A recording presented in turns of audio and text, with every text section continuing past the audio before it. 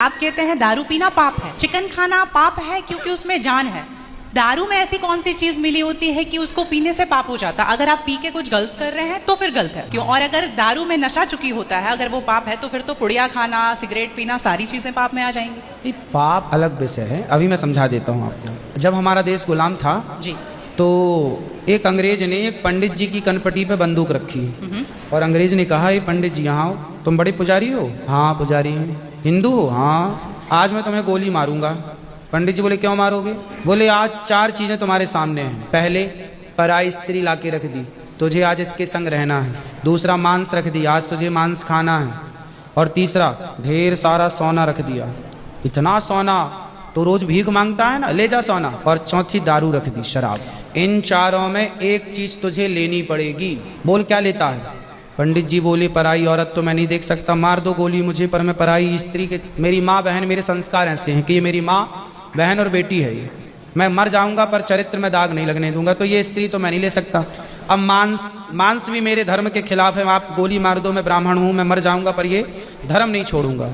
और रहा ये सोना भी नहीं लूंगा, क्योंकि मैं भीख इसलिए बेईमानी करता तो भीख क्यों मांगता? मैं ईमानदारी से भीख मांग के खा सकता हूँ, बेईमानी का करोड़ों नहीं ले सकता, इसलिए सोना भी नहीं लूंगा। पंडित जी को लगा ये तो पानी है, दारू शराब ये तो पानी है। पंडित जी को बेचारों को पता नहीं था कि दारू का क्या मजा है। अब उनको लगा ये पानी है, पिएंगे निकल जाएगी।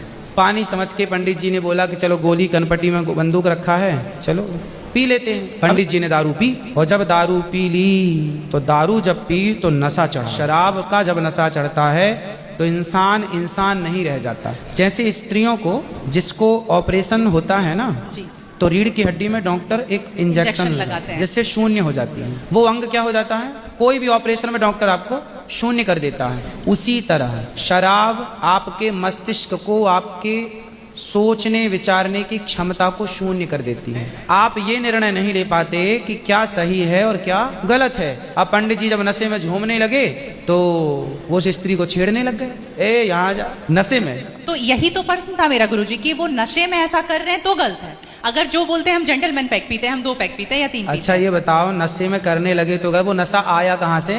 शराब जहाँ से आया वही तो गलत है। नहीं तो गुरुजी, सारे फसाद की जड़ तो वही है। गुरुजी जब ज्यादा पी ले रहे हैं तो ऐसा हो रहा है, जो कम पी रहे हैं और ये कह रहे हैं कि कम पीने से ऐसा नहीं होता, आप ज्यादा। हमारे यहाँ 5 महापाप गिनाए हैं शास्त्रों ने जी, 5 महापाप, उनमें से एक शराब है। शराब है, हाँ। शराब को महापाप इसलिए कहा गया है, ये बुद्धि भ्रष्ट, शराब पीने वाली की बुद्धि सात्विक नहीं हो सकती। आप शराब पीजिए, आप शराब पीने वाला व्यक्ति आध्यात्मिक नहीं हो सकता।